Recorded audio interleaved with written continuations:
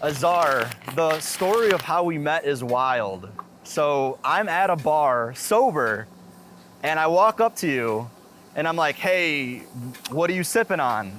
And I found out there was no alcohol in your glass. And that was interesting. You know, it happens sometimes. Right, yeah. But when I found out that we were both past drinkers that moved on for better reasons, dude, there was that instant connection. I'll never forget, I like sat down right away. Yeah, I remember that too. Like we just dapped up and I was like, dude, like join me. And then we just got to talking and I was so impressed, honestly, because like you were saying, it's quite rare to find people who've moved on from drinking just because of like good lifestyle decisions, right? Like having more of a more intentional conversation with themselves on, hey, look, you know, I could be doing this, or I could work on improving myself and kind of moving past this, I think, conditioning that we've all been through since college, some of us since high school, that, you know, we gotta drink to have fun, or, you know, we gotta do X, Y, or Z, right? Right. Well, and that's why I think there was that instant connection, the fact that we were both past drinkers. Right. And so today we're discussing Starry Messenger Cosmic Perspectives on Civilization. And it's astrophysicist Neil deGrasse Tyson's cosmic perspective. For me, it's this zoomed out perspective that is a foundation for why I stopped drinking. Right. I'd like to hear for you, was there a wake up moment or why did you stop drinking? That's a really good question. And honestly, probably have to dig back through like some archives to figure that out, like mentally, you know what I mean? Yeah. But I think for me, a big part of it was, you know, this was in 2022, I would say, right at the beginning. I was still drinking, I was still going out, and I'd gone through a pretty bad breakup the last couple of months. And so I was doing a lot of introspection on like, hey, like, what do I really want out of life? And as I thought more and more about it, I just felt like I needed to get out of this like automated routine that I found myself in since college, where it's like... How are you feeling about this hill? Yeah, not too bad. All right, and remember, you can always hit the brakes a little bit if you're going too fast. That's what I'm doing. Just controlling the speed a little bit. Yep. Cool. This is about the only decline, by the way. All right. All good. Still managing. I love to hear it. There we go. Nice. Yeah. I like the controlledness. So I think, and I hate to interrupt because I want to pick up where you were going, but I think it's worth noting that you just learned how to ride a bike. Yeah, that's totally fair. I'm glad you brought it up because like it was a lot of work, but I think we did a really good job, right? We did an amazing job. We started at near zero last week, and I think within 3.5 hours we were in a pretty good spot. And then we started right off the bat today, which I was like honestly quite surprised by. So yeah, man, hats off to us. Dude, hats off to you. So I mean, so for context, this is week 2 of us trying to film this podcast, because as we were going out to record, Azhar's like, oh, by the way, I'm like, basically like, I don't really know how to ride a bike. Like kind of. When I asked you how, you gave me that like teeter-totter of your hand. Yeah, and I'm like, wait a second, what? So for the next 3.5 hours, it went from literally not knowing how to ride at all, honestly. Yeah, literally. And then I'll just never forget, because you have to understand, we're in Houston, it's 90 degrees plus, at least. Maybe pushing 100 degrees. Yeah, probably pushing 100 with the humidity, for sure. And so we literally, about the first hour and a half, like just trying to ride the bike, and there was like basically no big breakthroughs. No, not at all. I remember, I think at that point you cut your leg. I did. So you're bleeding. So we go back inside, and inside, my place is air conditioned, and we're just sitting there. And there was just that moment where we're looking at each other. It's like, are we gonna keep trying this? Right. And honestly, I didn't know. I was like pretty 50-50 on it, because it was a hot day. We'd spent already, like you said, an hour and a half, 2, little progress. And I mean, it's really easy to give up at that point, honestly. It was, and like this was asking a lot. Like getting on a bike, throwing on equipment to record, it's like, And this is all expensive equipment, right? So I didn't want to just like get on a bike and be like, oh yeah, I know how to ride a bike, and then just like fall face first with all this stuff on me, you know? Yeah. And props to you, man, because it was really you who you're like, all right, let's get it. And we got back out there, and you know, eventually that 2 seconds of like you actually riding the bike, like without your feet on the ground happened. Right. And we burst out. We were like, let's go, because then we knew it was possible. Right. Yeah, it was that first glimmer of hope, right? After like hours of just trying and failing. And I think to me, those moments are so special, right? Because it kind of proves to yourself that, hey, I'm capable of more than I think. Yeah, and I think to me, the biggest learning for me was pushing past, like it took us an hour and a half before we had that first cookie. Like that first moment of like, okay, it's actually gonna pay off. Exactly. And that to me was the biggest breakthrough of just relating that back to what I'm doing now. It's like, you don't always get that cookie right away. For anything that's really worth doing, you're not gonna get that instant cookie. We were just talking about, we need shirts that say, you know, no instant gratification. Oh, 100%. I think that's kind of one of the big things I've learned through life, honestly, is that you have to stick with it, right? A lot of things, like if it's weight loss, getting into better shape, going to grad school, everything comes with its own set of really large challenges. And honestly, for the first few years, months, whatever you want to call it, you're gonna see no progress. And like, that's discouraging as hell. And I think people who are able to push past that really have an advantage in life.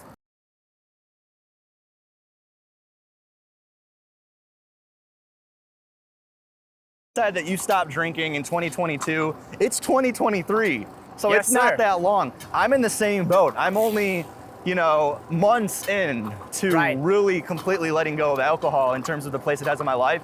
But what I'm realizing is that anything worth doing, it's like the less instant gratification it is, the more it's worth doing, because anything worth doing is, I guess it's just, I don't know why that's the case. But It's that's time what consuming, it's painful, it's all of those things, right?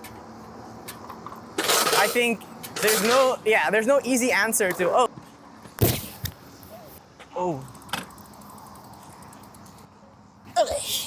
Are you okay? Oh yeah, all good. What happened, bro?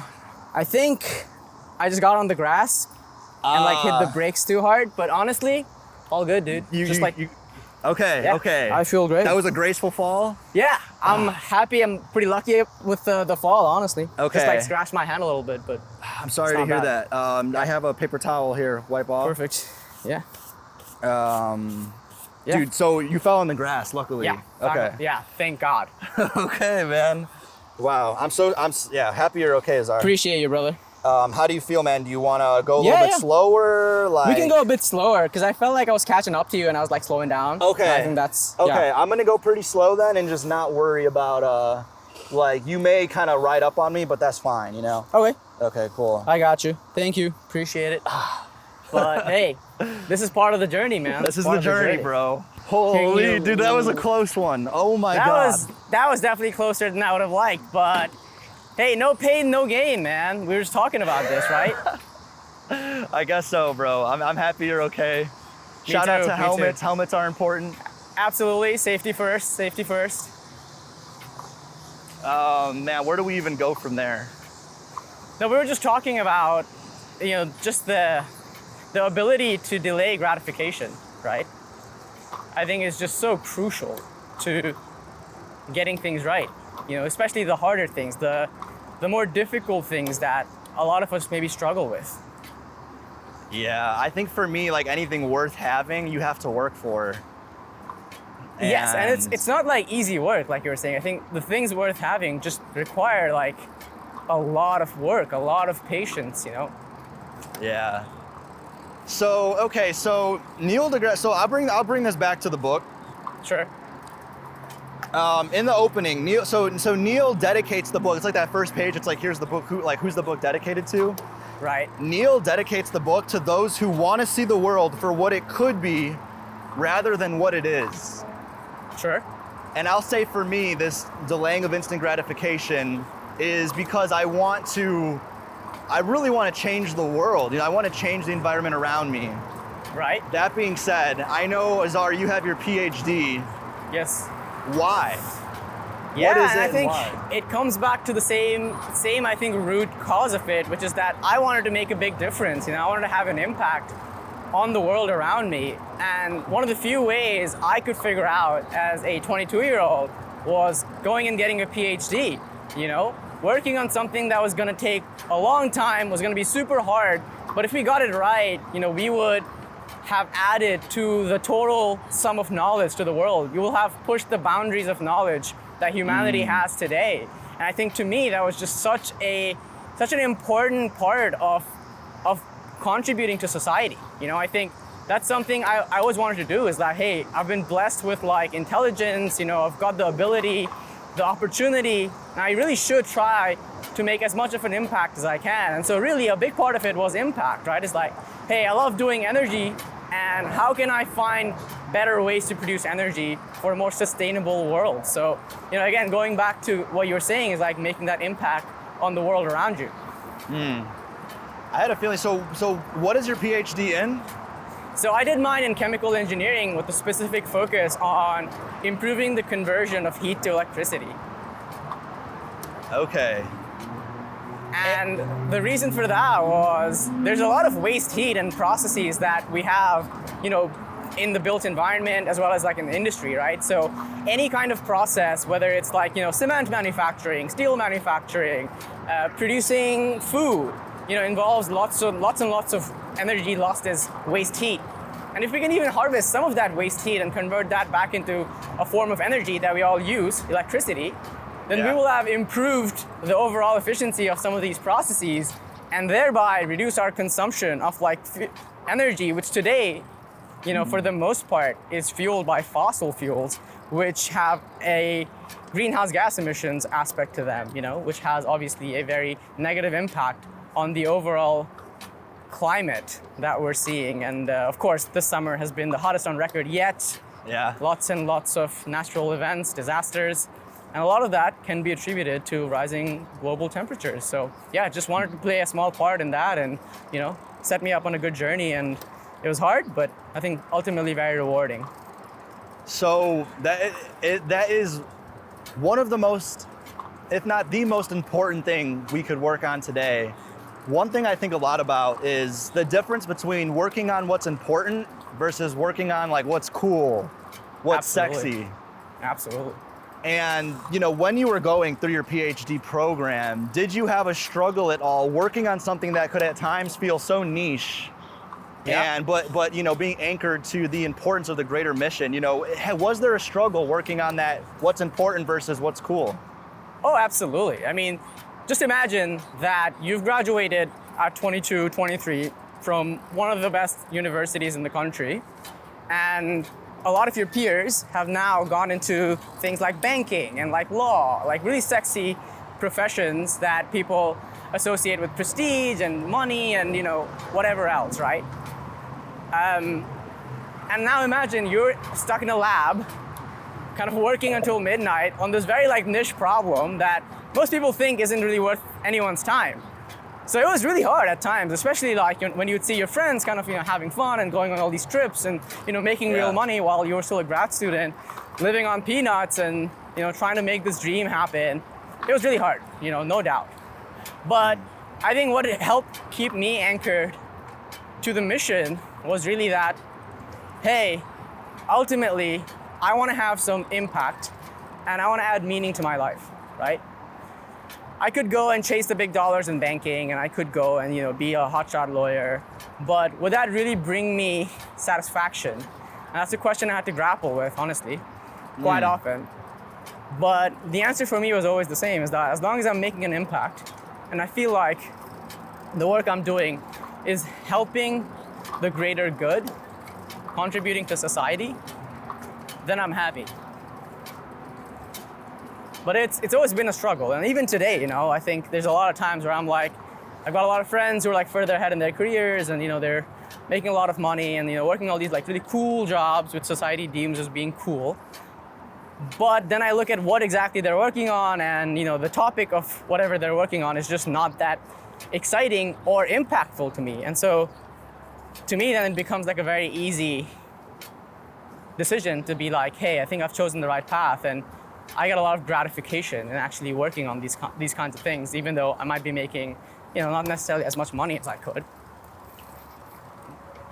The path that you're on now,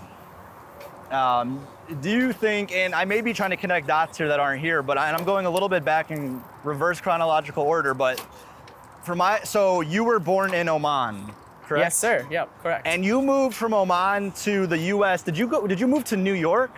I did, yes. Okay, so you moved from Oman, which, let me know if I have this right, but when I looked it up, it said Oman had a population of like 5.5 million. That sounds about right, yeah.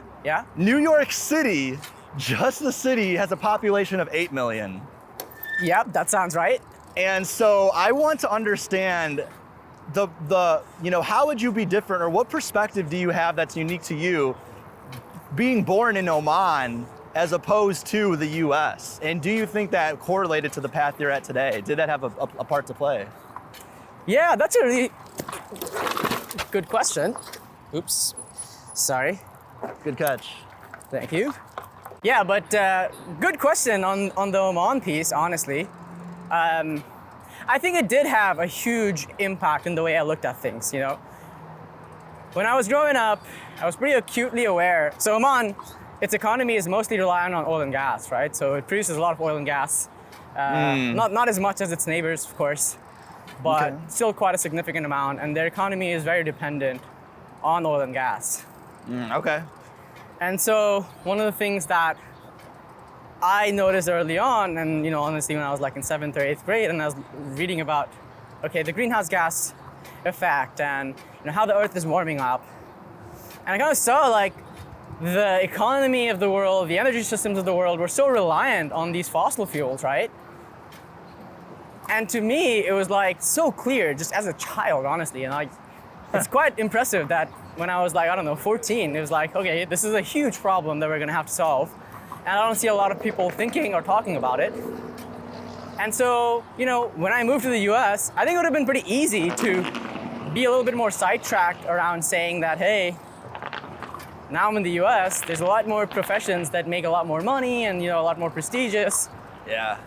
I could have just been like swayed, but can't tell you why that didn't happen. I wrote all my college essays about working in energy, specifically in renewables. And so it was just never a question for me, honestly. So, but I can't really tell you why. I'm struggling to be like, oh, I didn't choose banking because of this. Oh, okay, I will say this. When I moved to the US in 2009, the economy was basically melting down. And a lot of that meltdown was due to the banking industry, right? A lot of it was due to investment bankers basically making very poor decisions with people's money. Right. And that caused a lot of pain. And so to me, I just felt like I didn't ever want to be associated with something that caused like just a meltdown of the overall economy, Because I feel like that would lie pretty heavily on my conscience. And so banking was definitely not something I was interested in. And then engineering, I've always been interested in building things, and more specifically, just learning how things work. I really like understanding on a fundamental level, how does something work? Whether that's a radio, a thermal insulator, if it's even a flask for holding coffee, like why is that thing able to maintain its temperature? Just those kinds of things, So engineering was always kind of deep in the DNA in many, many ways. Yeah. Okay. That was too sharp of a turn, but we're here. We're coming up. This is kind of hard mode on the, honestly, I didn't plan on going this far on the trail. We'll turn around in a sec. Okay, no worries.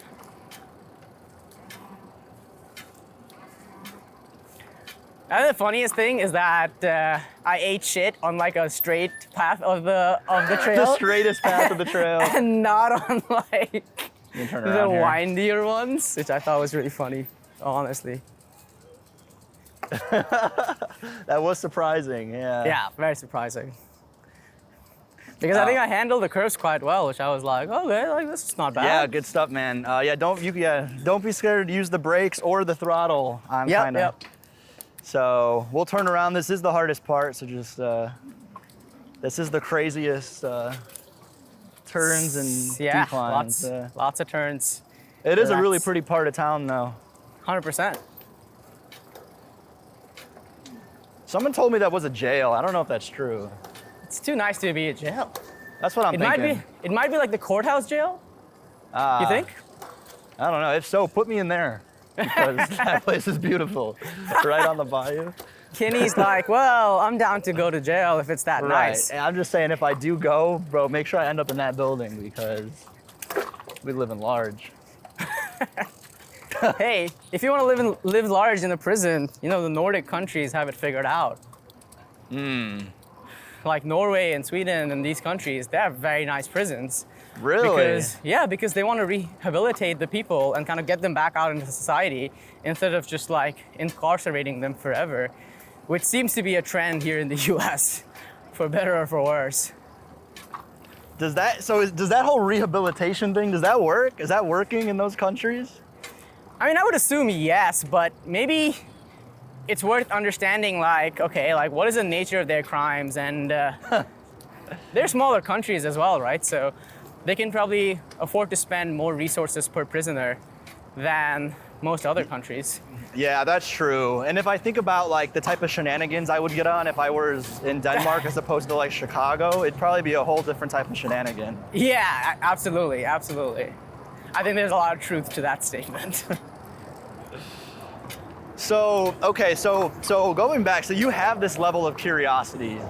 Absolutely, yes. And I like how you're kind of thinking about, all right, like I could be butt of the banks, but like what does the banks really contribute to society? Correct. And that thinking of like, what are we really contributing? That is illustrated in Starry Messenger, specifically in the chapter where Neil's like, okay, what would happen if an alien came down to Earth and just made observations about society? What would the alien see? And for me, that thinking of like, it almost makes you think about like, what are we really doing here? If I were to look back at my life when I'm just drinking with friends and we're just drinking a lot and not really doing much, like, right. If an alien were to come down, the alien is literally seeing like, these humans are drinking toxins, poison that's literally killing them.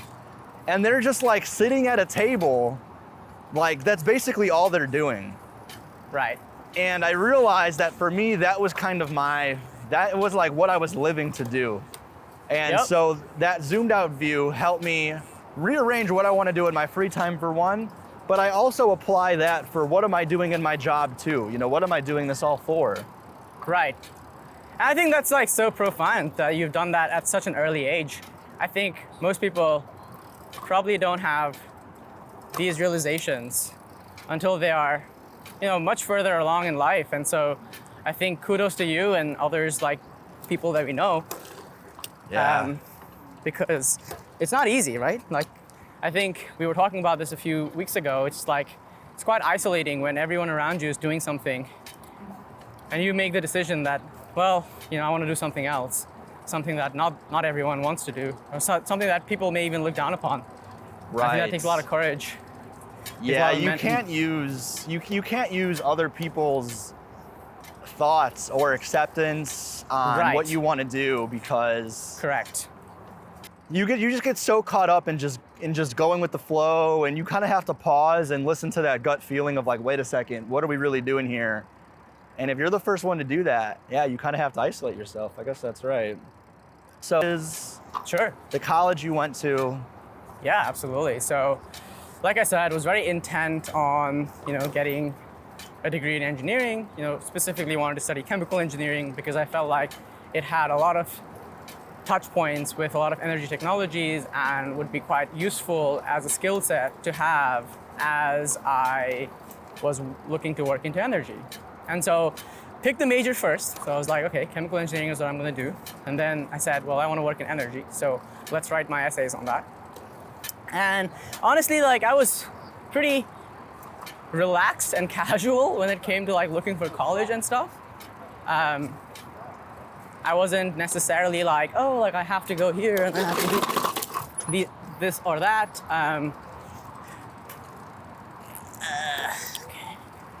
Hello.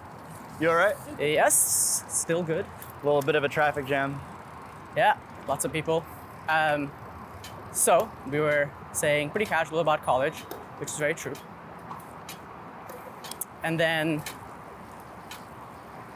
essentially I was in my junior year and I get this email. It's a very random email from this organization called QuestBridge. And they were like, hey, we've seen your test scores, your PSAT scores were great, and you seem to come from a background that is quite disadvantaged relative to a lot of your peers. So, if you like, you can apply to all these top universities, and I'm really talking like the Ivy League and MIT and Stanford, for free, because we think that you would be a good fit. And so I obviously think this is a joke, right? Because why would anybody want to do that? Like, why would anyone allow you to do that, right? As just a first step. So I kind of ignore it for a little bit. And then I look up their website. Watch out for this turn. Someone's coming. Yep, I got it. Coming in real slow. Nice. That is the last hard turn of this route, by the way. All right.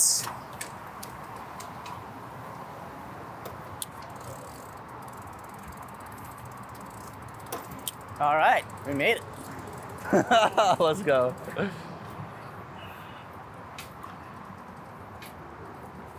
Good job, bro, hitting all those turns. Doing my best. We literally went from riding a bike to hitting the pro, like a BMX course, so. Nice. Only had like 3 glitches, which really isn't bad for the first ride.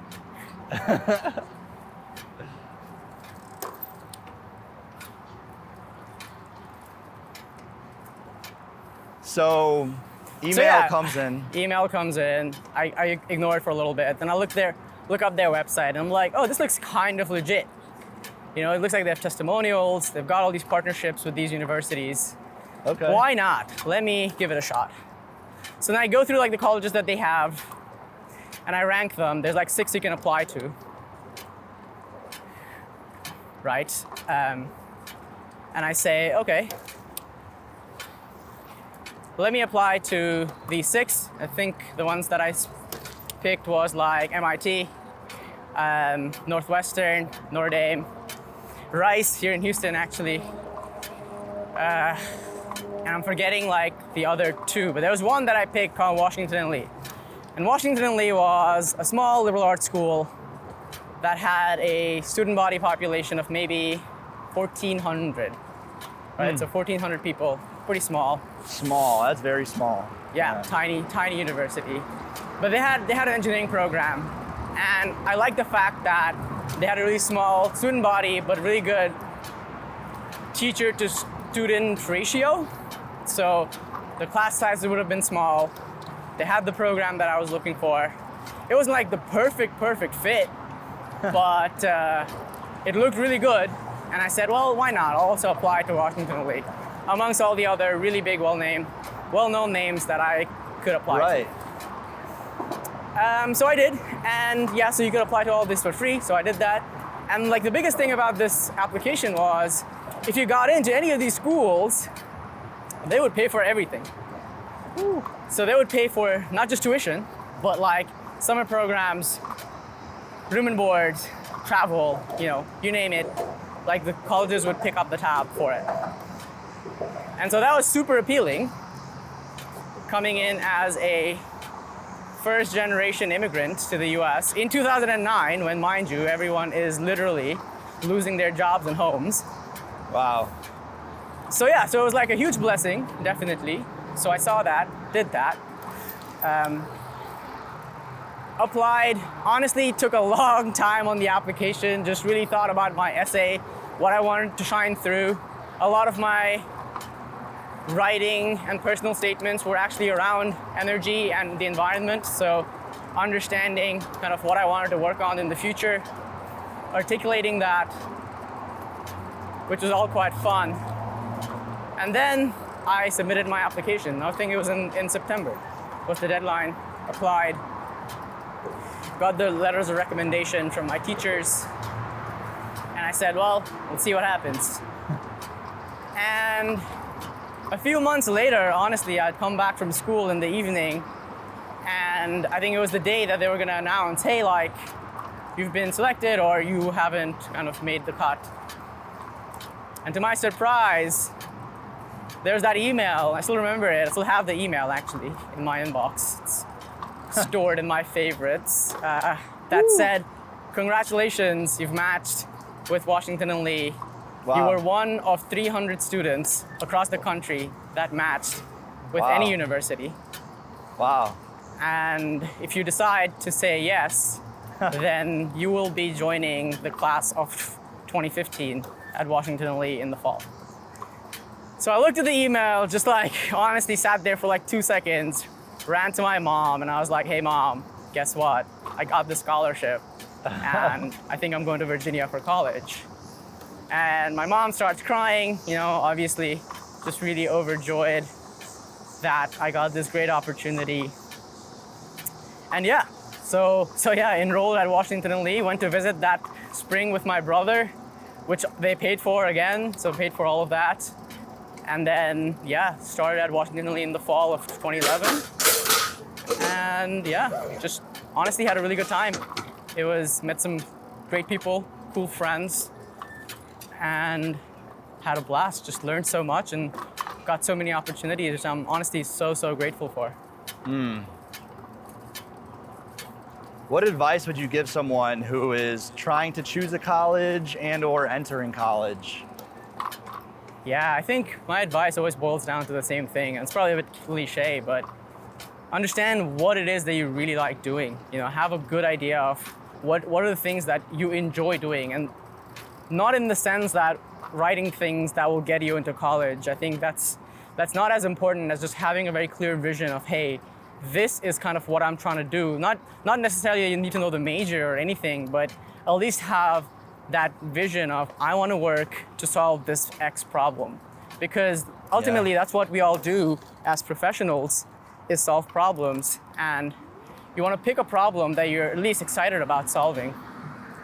Because otherwise I think it becomes a really challenging narrative to say, you know what, I'm going to spend the next 20 years of my life working on something that I really don't care that much about. I might be quite good at it, but it brings me no satisfaction at the end of the day to solve this problem, because it's either not important to me or I just don't see the point.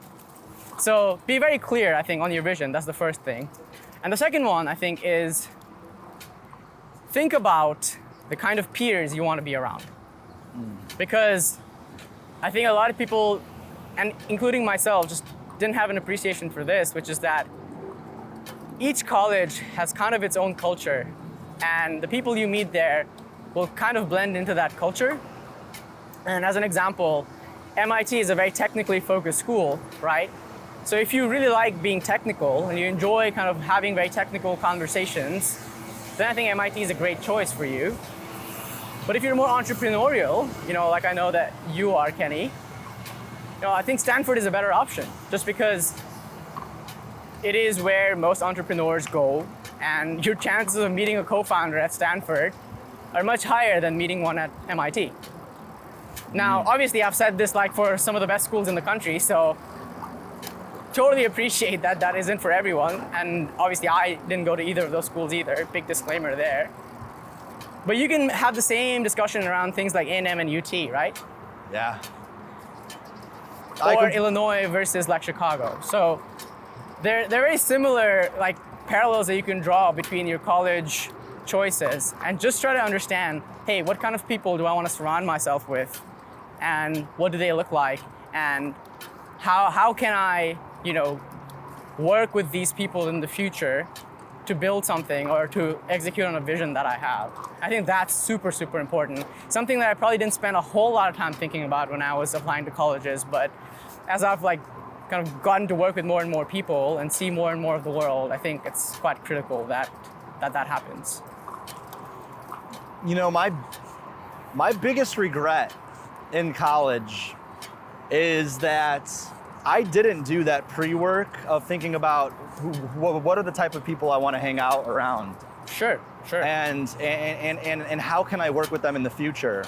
And Right. because I didn't do that, everyone I spent my time around was solely based off of, the fraternity I was in, which at Right. the end of the day was, really just partying. Absolutely, yeah.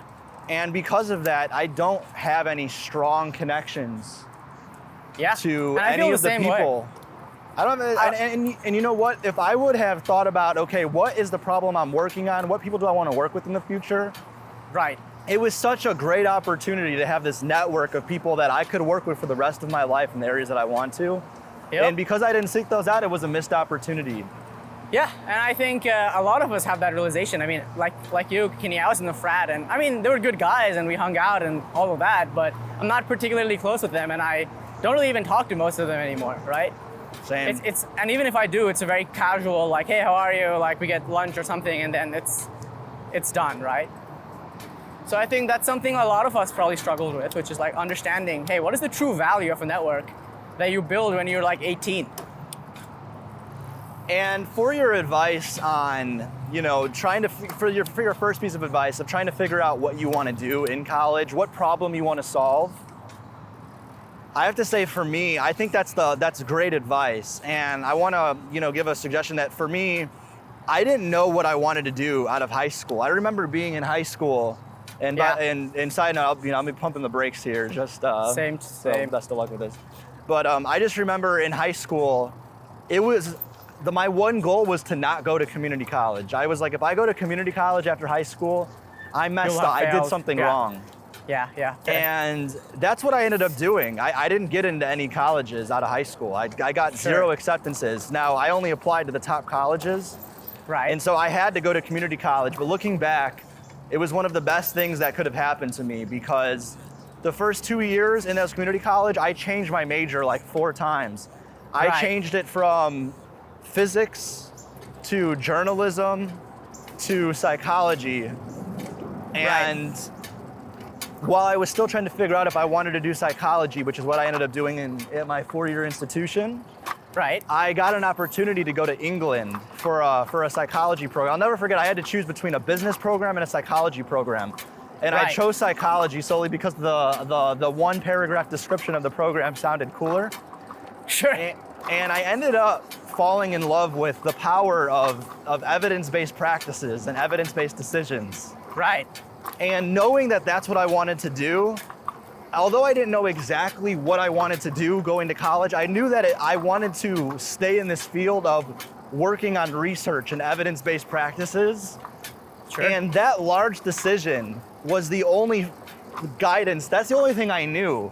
And so I ended up getting into University of Illinois psychology program, but making a decision that was very broad was great because then when I went into college, I at least knew that I don't know exactly what I'm gonna do after college, but I at least know it's on this skill of making evidence-based decisions and changing the world that way and understanding data. And making a decision that didn't niche me into other decisions and I wasn't sure was the best decision that I made. Right. No, I think that makes sense, right? I mean, you basically found something that you really enjoy and you were able to really hone in on that and then follow that path. And I think I really like your story actually because it really talks about something that you're passionate about, which is like evidence-based research, right? Evidence-based conclusions to answer problems. I think that is quite, it's quite powerful actually. Good catch. Thank you. So the last thing I'll touch on is I personally am about 4 months single. I understand that you were in a relationship for a long time, and I want to know how long were you in a relationship for, and if you're comfortable going here. But yeah, absolutely. just in terms of, I understand you're single now. So what Yeah. was that transition? What did that look like? And what has your journey been to where you are now versus where you were when you were in the relationship? Yeah, that's a really good question. Probably could spend a lot of time talking about it, but try and keep it a little bit simple here. I was in a relationship for 5.5 years, which is a really long time, right? Wow. So that was definitely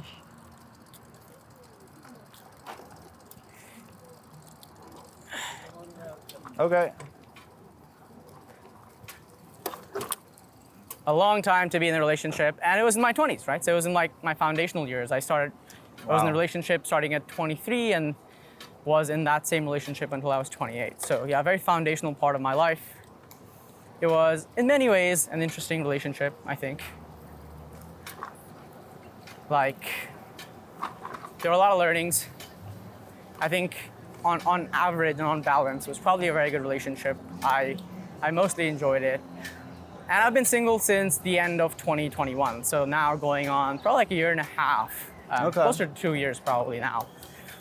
And in terms of differences, I think back then I was really in this mindset of, hey, I would really like this girl to like me. And so I'm gonna try to do whatever I can to make her like me, right? Right. And so it was like a bit of a people-pleasing sort of behavior where you were like, hey, I really like this girl and I'm gonna do everything I can to make her like me, right? Right. And today, I think I am very far from that mindset where I'm like, hey, I want to improve myself for sure. I want to always work on being a better person, but I don't want to work on pleasing other people. I don't want to pretend to be someone I'm not just so somebody else would like me. Yeah. And I think that's been a huge shift in mindset for me where I'm like, hey, yeah, I know there's flaws with me and I'm working on them, but I'm not gonna hide my flaws and I'm not gonna pretend to be someone I'm not to be in a relationship with anybody because, those don't tend to go very well, right? Ultimately, like you will be the person that you are meant to be or want to be. And so it is a bit more, I think now intentional with, hey, I would rather be myself. Has that spilled over to other areas of your life? Yeah, definitely. Friendships, yeah. Work relationships, absolutely. We'll cross up here. We'll maybe hit about 10 more minutes of a ride if you're cool with that. We're at about Yeah, I think that's 48 cool. minutes. All right, cool.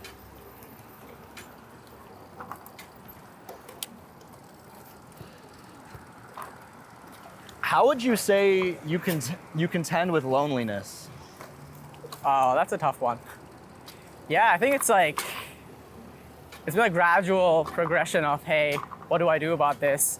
And yeah, I feel like sometimes there's definitely bouts of loneliness where you're like, well, it would be really nice if there was someone here right now. But I think what I have to remind myself is, a lot of life is lonely. Even if you do have a partner, even if you do have a family, there's always going to be loneliness, and you kind of have to be, in many ways, okay with that loneliness, right? Yeah. You have to face it. You cannot really be like, oh, I would rather just distract myself right now with something. Right. Distracting yourself with something. That's an interesting way to put that. Right. I've noticed that, so my great grandma, I'm close to her. Right. And my great grandpa, so her husband, passed away maybe 5 to 7 years ago. Okay. And I remember when he passed away, I was so scared because I read some stat that like when you're in your 80s, she's now 90, over 90. But we're celebrating her birthday next week. Shout out Nani. Wow, shout out, yep. Which shout we love out to to hear. Nani. She's gonna be 91, I believe. That's But, amazing. there was a stat that's like when someone that old, when their significant other passes away, Right. they are like 50% more likely to die in that next year. Yeah. And I just remember I was so worried, and come to find out, she's now still sharp, alive, and loving life and having such an impactful place in my life 7 years later. Right. And I think for me, I'm just impressed by how independent she is. I didn't realize that because she was in a relationship for 50, for 50 years she was married, but Wow. it seems like she had this like deep-rooted independence. Yeah. And I feel like, what's changed for me being on the other side of this relationship is I'm building that independence now Yep. to have that. Because if I didn't build this, if I didn't have that foundation of I can be alone, going into Yeah. a relationship would be shambles. I'd be doing things for the wrong reasons and wouldn't be able to survive on my own. And I think I that's kind of so knew true. that, but I was running from that. I think that's super true. And I think a lot of people are running from it, right? It's like easier to just find someone to be with. However, shambles that relationship might be, than to really just face the fact that you have to be able and be comfortable with being by yourself for long periods of time. You have to be able to enjoy your company. You have to be able to just, put on some music, get a workout in, go get a walk in, bike ride, just do things on your own, enjoy your own company. And honestly, it allows for a lot of introspection, right? Because you have all this time to really think about, hey, who do I want to be? And like, what do I want out of life? As opposed to just constantly being on the go, which is, I think, very distracting for a lot of people, right? Yeah. That being said, and we're gonna wrap it up soon, but I'm curious now, given that we're in this place in life, leveling up, we were just talking about this before the podcast, is like, leveling up every day, evolving. Yeah. If your life was in a book, what would the name of this chapter that you're currently in be? Oof. I just think it would be, for me personally, and this is gonna sound weird now, but just personal growth. Just having the space and the time to think about the more abstract things in life. Because I think so far, a lot of my life, I don't know about you, Kenny, has been focused on the grind, right? Just like, getting stood up, getting established, making money, Yeah. getting a good job. But like beyond that, it's like the Maslow's hierarchy of needs, right? It's like now I have a little bit more time to really focus on those top levels of the pyramid, which, I think has been phenomenal, honestly. I think it's just given me finally that space and time that I needed. I've been more regular with my workouts, which I have wanted to be into for a long, long time. Yeah. I've been better with my diet, right? So those are the physical aspects. But I think I've just had more time to have these sort of deeper reflections, which we're talking about right now. It's like, what kind of relationships do I want with people, with friends, with family, with, how do I want people to remember me? And, what are the impacts that I want to have on people, on the planet? And how do I get deeper with that? And then part of it also has been, okay, how do I find a partner that I think would be a very complementary fit to my life? Yeah. I think just, having the time and space to do that has been wonderful. Blessed. Well, I appreciate the introspective view that you have in this chapter. I believe that the book we read, Neil deGrasse Tyson's Starry Messenger, Cosmic Perspectives for Civilization, Cosmic Perspectives, is such a good way to gain that perspective if you don't have that. You all right? Yep, just lost focus for a second. We're back on the road. All right, Appreciate you good catch. checking in. Thank you. I think the perspective that you have in your current chapter, Neil deGrasse Tyson's book is a great way to deliver that perspective if you don't already have it, in my opinion. That being said, what would you rate the book?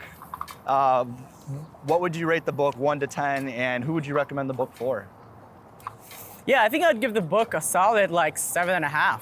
I think it was a short read. It's written quite well. Yeah. Very conversational in nature. I felt like it was very clear dialogue between the author and the reader, as opposed to being more abstract. So I really like that part.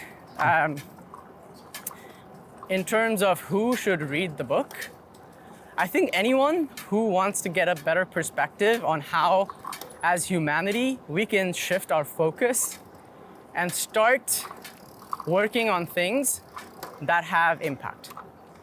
Start working on things that really matter. But also for people who want to take a more analytic approach to the world, Yeah. right? I think a lot of people that I tend to hang out with are very analytical in nature already, because there are a lot of scientists and engineers and doctors and whatnot. But I think the average person probably could use a little bit more of an analytical approach to thinking. And yeah, I think I would recommend the book to anyone who's trying to get a more analytical view on the world. Amazing. Yeah, I would agree on the 7.5. I think the concepts are very powerful, but in terms of a story, Right. maybe it could have been more captivating for me. I felt like for me it was more just a collection of Neil's thoughts, Yeah. kind I of think that's chapter by chapter. So I think that's very fair. well, that being said, we are at the end of our ride. Azhar, thank you so much for joining today. Yeah, absolutely. Thanks Dude, for. good job on riding and keeping with it. Yeah, I think that was a challenge, but I like it. I think it's the challenges we go through and that help us grow and become better people. So what appreciate it's your all about. patience, man. Appreciate you kind of inviting me along. This has been a fun journey. Absolutely, man. That's what it's all about. So, as Neil says, keep looking up. Yeah, there you go. There's the cosmic energy up there that, hopefully guides a lot of us in a lot of the decisions that we make, right? If you know someone's looking down on you and hopefully, tracking your actions, then you have a better incentive to have better actions as opposed to just sitting on the couch and watching a lot of TV. Yeah, it's bigger than us. Absolutely, always. But we here though. Always, man, always. Always a pleasure, Kenny.